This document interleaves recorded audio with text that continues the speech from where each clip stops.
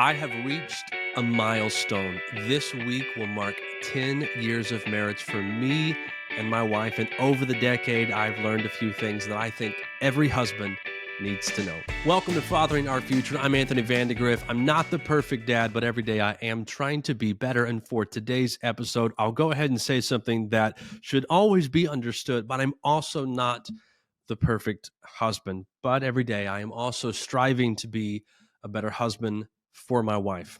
But somehow, some way, by the grace of God, my wife and I will be celebrating our 10-year anniversary this week. And so I took some time to compile 10 tips over the 10 years of marriage that I want to share with you today. If you want to be a part of helping dads grow as disciple makers and making them aware of fathering our future, you can help. And here is what I want you to do. I want you to leave a 5-star rating for this podcast and write a review wherever you listen to podcasts. And if you'll take a screenshot of that and send it to me at fatheringourfuture@gmail.com, I have a gift for you. I wrote a book called Cut the Crap, Direct Tips for Becoming a Dad. I cannot send you the physical copy, but I will send you the electronic copy of this book. And technically, you'll get a little bit more because the ebook has additional references that are linked all throughout it. So this is my gift for you for rating and reviewing this podcast. Again, send that to me at fatheringourfuture@gmail.com. And by doing that, you're helping create awareness of this podcast, and ultimately, you're helping dads grow as disciple makers. Our scripture from this week comes from Proverbs chapter 18 and verse number 22. If you're married, you should be very familiar with this one. It reads, "He who finds a wife finds what is good and receives favor from the Lord." I know we often talk about how time flies, but as I take a moment to sit and reflect on the fact that I've hit 10 years of marriage, that's kind of hard to swallow. And it's not so much that I feel like I'm getting old, it's just where did the time go? A decade is a long time. We make these plans for ourselves, these 1 year, 5-year, 10-year plans. And to think if I had 10-year plans set when I got married, I would have already been to the due date. Now, I wasn't that put together, and I don't know that I still am that put together today, but I didn't have a 10-year plan. But it's remarkable to hit this decade mark and to look back and to think about all the things that have happened and transpired, mostly good, some pretty tough moments along the way that I think everyone at some point within their marriage probably encounter. But I had I had a little bit of a bumpy patch, but I'm so thankful for my wife. I'm thankful that she was patient with me. I'm married to a remarkable woman. She has transformed into an incredible mother. She works hard. She fights for her family. She puts us first. She does a lot of things that she probably shouldn't have to do, might not even need to do, but she goes the extra mile. She's genuine. She's kind. She's just a great human being. She's also very, very beautiful, but I think all the other stuff probably means the most. When we first were talking to each other, the attraction, the beauty, the exterior is the main thing that catches our eyes. And I think most of us as men can probably agree with that. But over time, if we never get intentional about looking beyond the surface and seeing what makes this woman the way that she is, I think we miss out on a lot of things. And honestly, I would recommend that you do that before you decide to marry the woman that you think is so beautiful, because time can take beauty away. And that happens to all of us. But it's worth doing, because if all you ever do is compliment the exterior of your wife, you just view her as one of your personal trophies. And you don't need to do that. That can be an additional tip that was not planned for today's episode, but make sure you compliment your wife for more than just her look. So I want to go ahead and get into this. I've got 10 tips for you after 10 years of marriage. And I'm going to do my best to not spend too long going through all of these, even though each of these could probably be an episode in and of themselves. But we're going to start here with what I jotted down for number one, and that is support before you solve.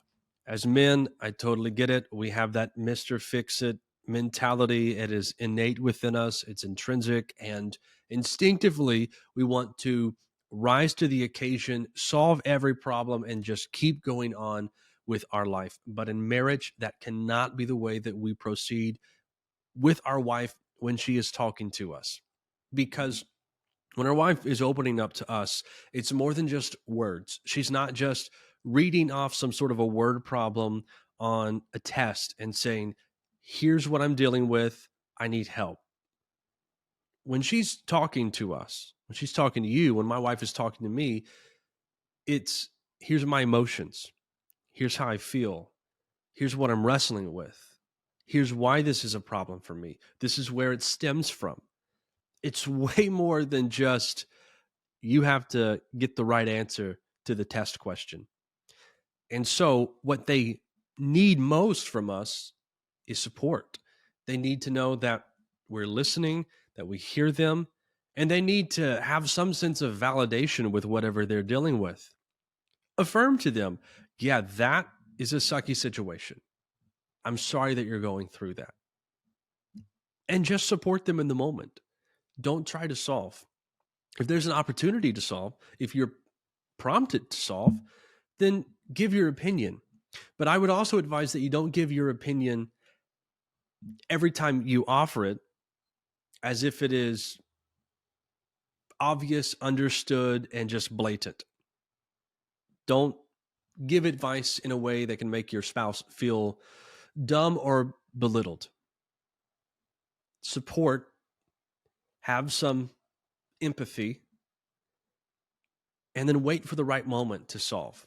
Sometimes they don't need a solution. Sometimes they just need to know that they're not alone in what they're going through. And that gives them the boost that they need to get through whatever the problem is. They don't even need an answer all the time. So, one thing that I have learned is if I have an idea, maybe I should keep it to myself for a while, listen, support, empathize, and just let my wife know that she's not alone in everything she's dealing with, that I'm with her. So, number one, support before you solve. Number two, this is one that was challenging for me and still is to this day. Do what you say. Now, I say this in a couple of ways. I think the obvious way that most of us will think of this is oftentimes if our wife says, hey, can you take the trash out? We'll say, yes, I got it. Don't worry about it. Now, what she means is, can you take the trash out right now? And what we mean is, at some point today within our schedule, we will get the trash taken out. You can count on that. But that's not really what she wants. Now, the big hurdle here is a communication issue. So I would prompt you to say, do you need the trash taken out right now? Or can I take it out in a few minutes when I'm done doing whatever it is you happen to be doing? Just make that extra initiative, take that extra step, and then you can resolve any sort of a conflict that might come out of that moment. Because what can happen, what sometimes does happen, is you're asked to do something. You say yes, but you don't move, you don't begin to act, and then your wife just does it. And then you get upset because you said you were going to do it. And it becomes this big argument. It becomes this huge disagreement, creates tension between you, and ruins your day sometimes. So when you say you're going to do something, do it. Because even though that this can be related to small things, this is still under the umbrella of trust. Trust is the foundation for relationship. If all the time you say, yes, I'll do it, and she's the one who ends up doing whatever it is you claimed you would do, you are breaking trust. You are chipping away at it. And even these little things can do major damage to trust that is the bedrock of your relationship. The Bible tells us that the small fox spoils the vine. It doesn't take a lot. The Bible also tells us in Ecclesiastes 10:1, this is a weird scripture and I just always liked it because it was odd, but it says that it takes a single fly, a little bitty single fly spoils the entire batch of ointment. If it gets in there, it's all ruined and it's all going to be dumped out. And that's related to reputation. Be a man of your word. And when you say you're going to do something, do it. And if you mean you'll do it later and you suspect that she wants you to do it now, just ask. Just speak. This is something that we're not great at, but open your mouth, push the words out, and get clarity. So that's one sense for this. But the other sense of this is oftentimes we tell our wife that we're going to do something. But because we have this Mr. Fix-It mentality and we like to help people, it's very easy, at least for me, to get stuck in a conversation with someone where I feel like I'm helping. Or sometimes it's just I'm selfishly interested and I lose track of time. But other times it's I'm doing something for somebody else and I get stuck in what I'm doing there. And out of a courtesy to them, I cast this consequence on my wife. So if I tell my wife, yes, we can do this, I'm going to go do this first, and I should be done at this time. But while I go and do whatever that one thing is, I go way past that time. I don't communicate to my wife during that, but I favor other people over my wife because I know that my wife is married to me and she made a vow that she's going to stick with me for better or for worse till death do we part. And I take advantage of that. That's something that we don't need to do. We have to truly live by a value system where we value first God, then our marriage, and then our children. So other people fall under that category, under those other three values. Your wife comes before everybody else. If you tell your wife that you are going to do something and you think that you have an excuse in, well, I got caught up doing this, it went a little bit longer than I thought maybe I should just go ahead and do this for them or whatever it was, that's not an excuse. What you're saying is, I rearranged my value system and I put someone else above you because we made this vow and this commitment. And would you really think it's worth separating with me because I did this one time, even if I do it a second time or a third time? Is it really grounds for separation? Probably not. And so sometimes we take advantage of that. So maybe it's intentional and maybe it's just subconscious. But I want to urge you in your relationship with your wife to do what you say you're going to do and make sure that in order to fulfill that you keep your wife prioritized above others. Number 3, this is a fun one. We'll lighten the episode up a little bit here. Take trips without the kids. Now, I think you should take your kids with you as much as you can. I think it is a blast to take your kids places. Sometimes you end up just raising your children in a different spot, and that's kind of what it feels like. And you get home and you feel like you need to take another vacation because the kids were a handful. Totally get that. Been there, done that. I'm with you.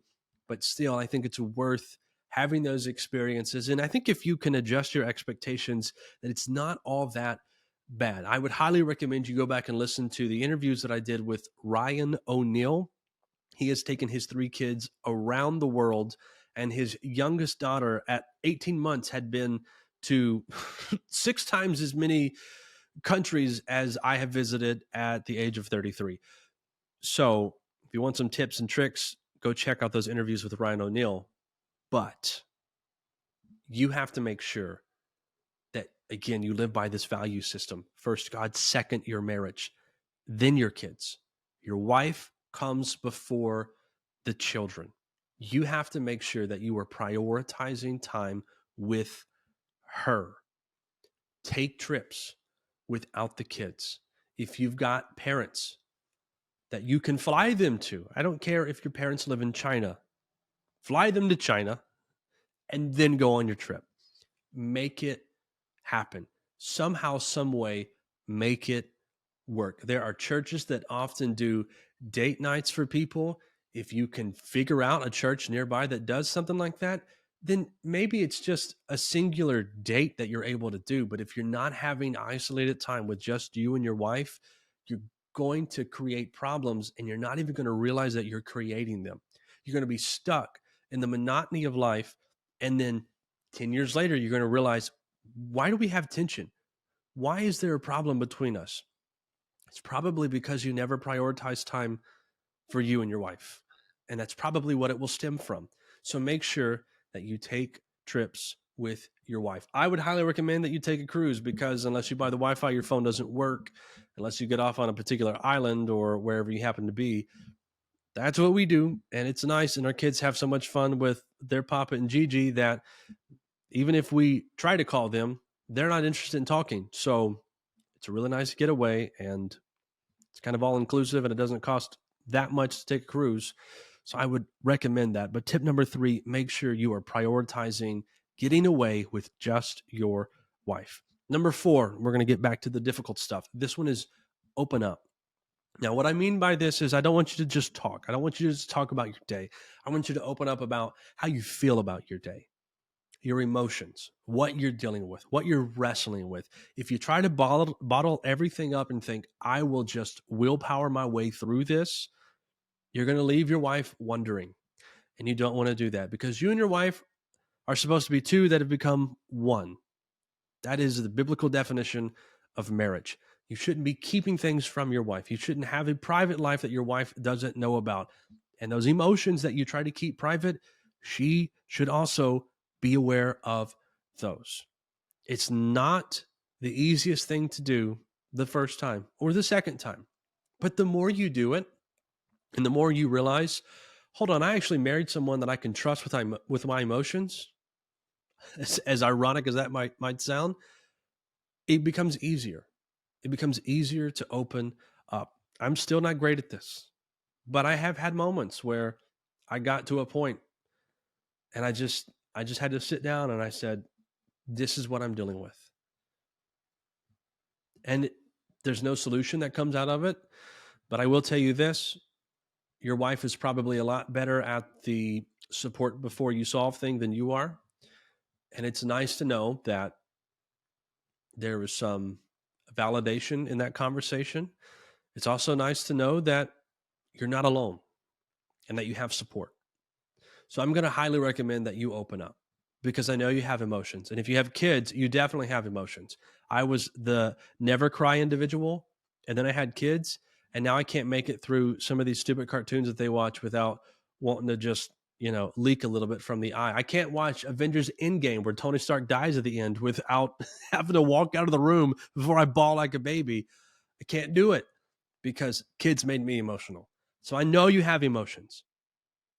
Open up and share them with your wife. Number 5, take notes. Now, I had a conversation with Adam King, who's a part of Dear Young Married Couple, and I want to tell you a little bit what he said about this. But first, I want to tell you the way that I approached it. His way is better than mine, and that's probably why he focuses on marriage and I focus on fatherhood. But what I have always done, or what I've done for quite some time, is when my wife sends me stuff that she's interested in, I copy and paste it into a note that I have for my wife, so that whenever it comes time to get a gift or to go out and shop for something for a special occasion, I have a list to pull from.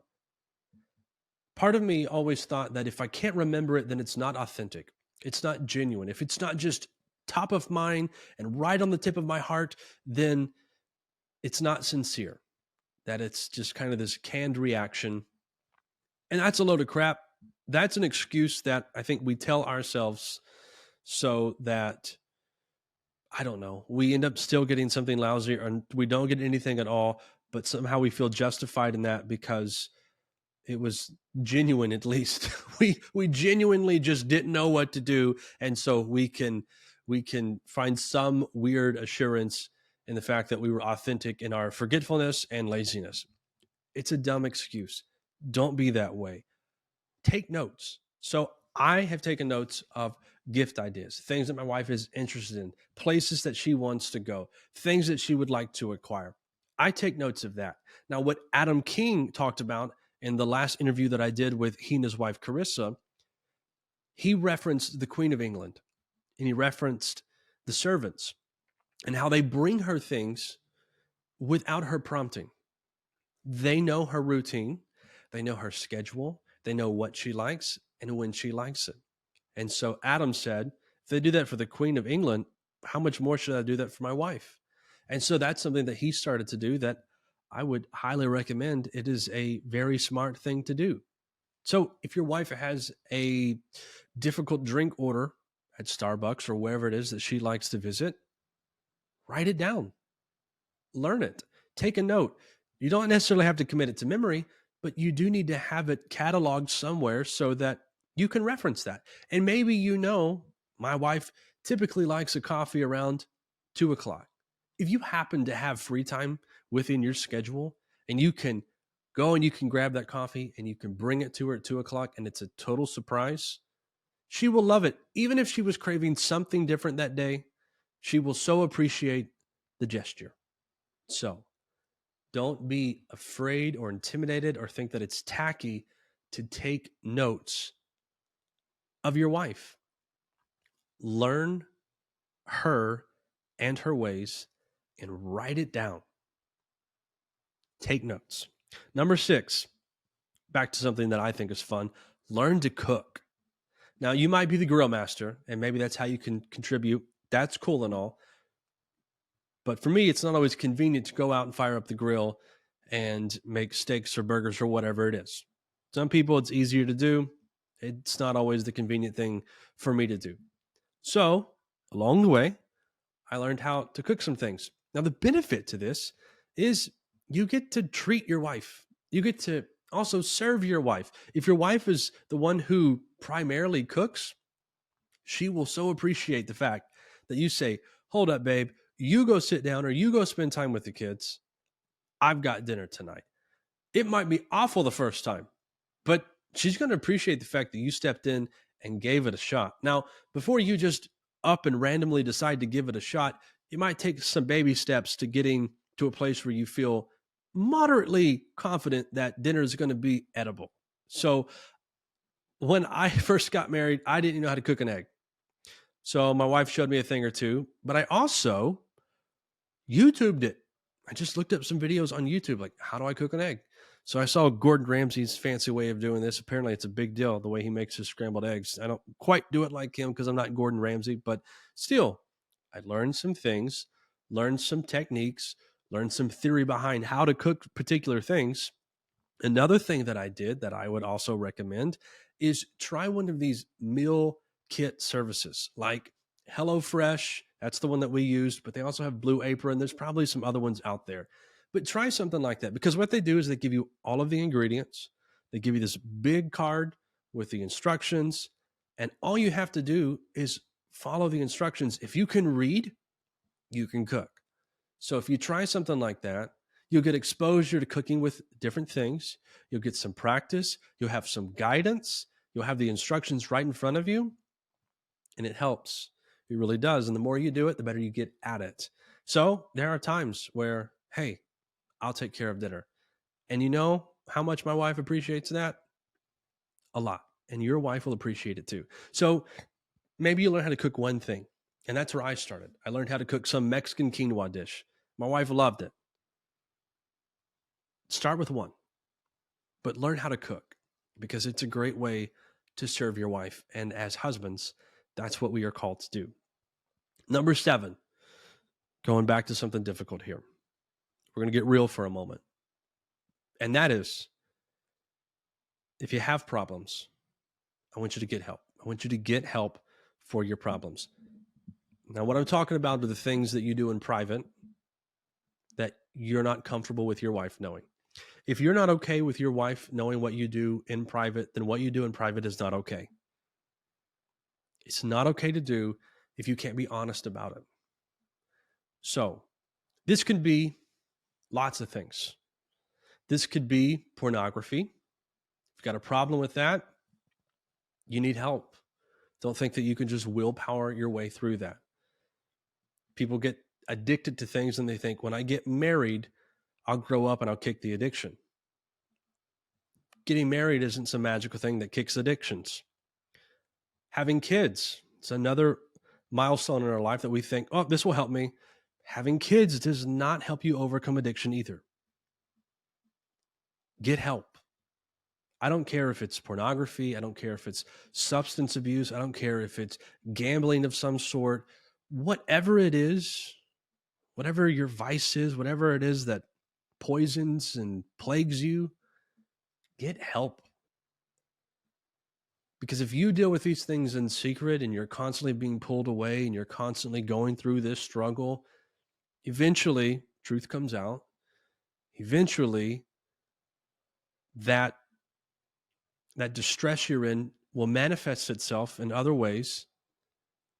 And what will probably happen is you'll take out frustration of your constant failures to whatever your addiction is on the ones that you're supposed to love.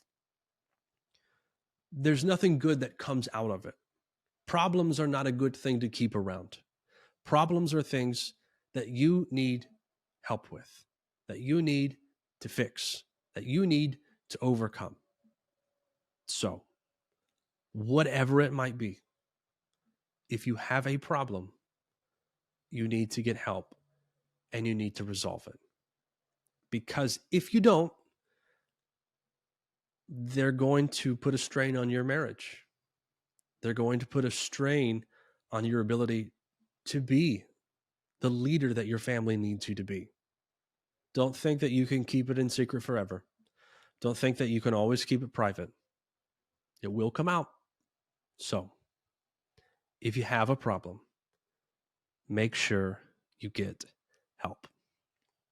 Number 8, we're going back to something lovey-dovey here because I know I'm taking on this roller coaster of this is good and this is really tough and this is good and this is really tough. But number 8 is hug.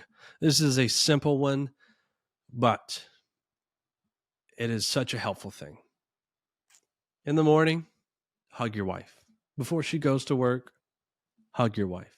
When she gets home, when you get home, when whoever gets home, hug your wife.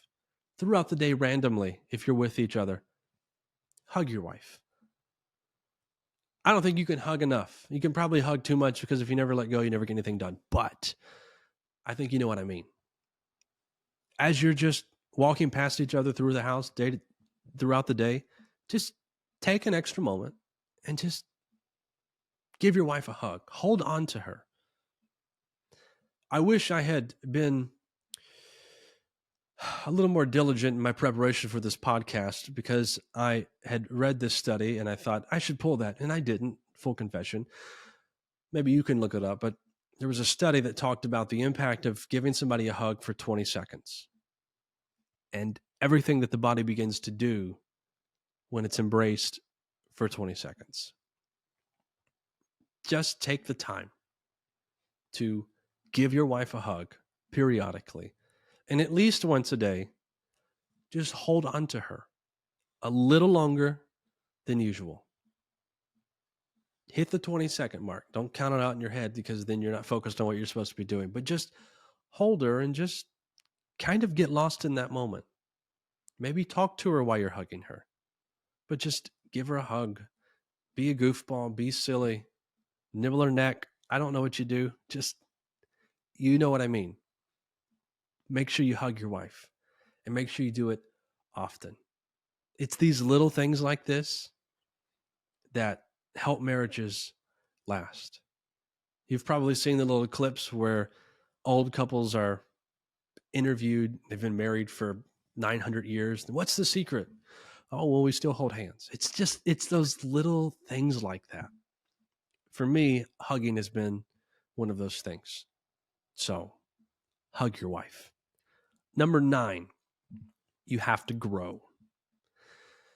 Now, this isn't something that I have dealt with personally, a little bit, and I can attest to it, but I have seen it when it goes really wrong. So when I prompt you to grow, what I mean by this is your wife is going to grow. Your wife is going to mature.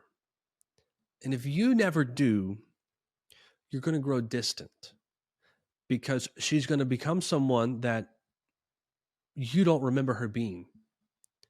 She is going to mature in a way that you were not used to. She is going to grow intellectually in a way that might make you uncomfortable. She's going to grow and she's going to develop and she is going to change. Count on that.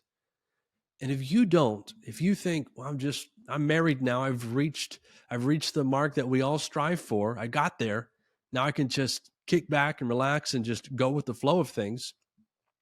If that's your mentality, at some point down the road, you're going to look at one another and not recognize each other because your wife is going to grow and your wife is going to develop. You have to put in the work to do the same. You don't view it as a competition. You view it as something you're doing together. You should both want to grow. You should both have dreams that you aspire to see become reality. You should both be in this thing together. It's kind of the idea of marriage. So you have to grow. Now, let me give you a story as to what can happen if you choose not to grow. I had a conversation with a woman who was married, not quite for 10 years, didn't make it that far. But she got married when she was younger, and her husband never changed anything about himself once they got married. Never changed his routine, never changed anything that he did. He just kept on with his life. All he did was add someone to his house and shared a bed with this woman. That's it. And she grew up, she developed, she climbed her ladder at her company, she got smarter, she gained more favor with other people, she started making more money, and their marriage was struggling, partly because they never spent time with each other, because he never made time for her, because he was making time for all the things he made time for before he was married. And then he said something to her that you should never, ever, ever even think about saying to your wife. He said, I wish you were just the same way you were when we got married. I wish you hadn't changed. And I remember when I was told that, I just thought to myself, what's the expectation?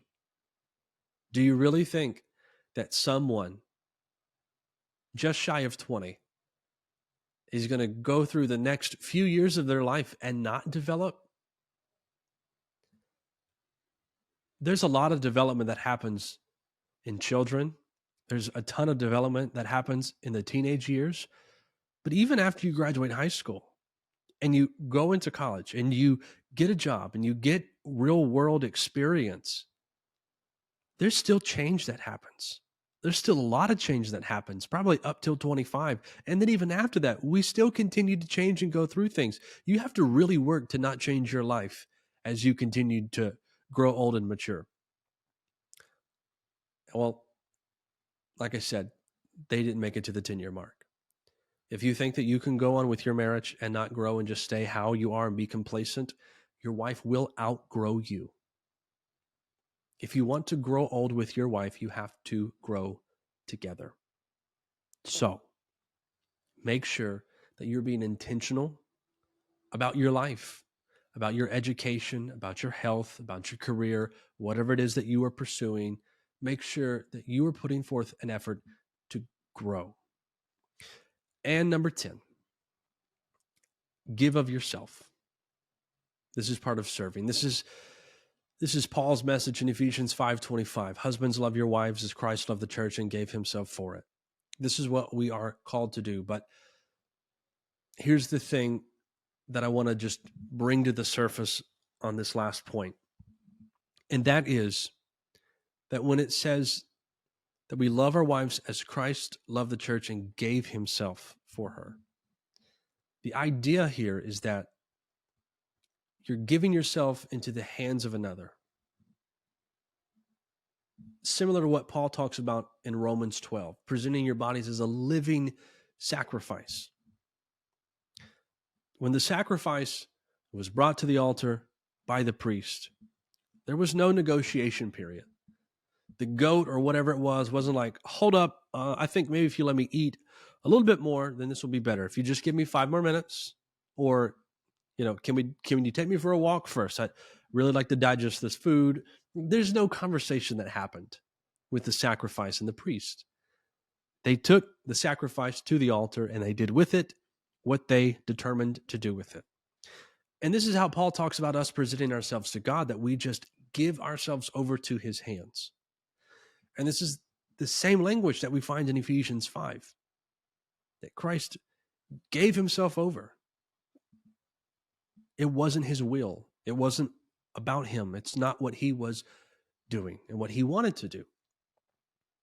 So we're called in the same sense to give ourselves over to our wives so that we can serve them, so that we can be what they need, so that we can provide for them in a way that they need us to provide for them.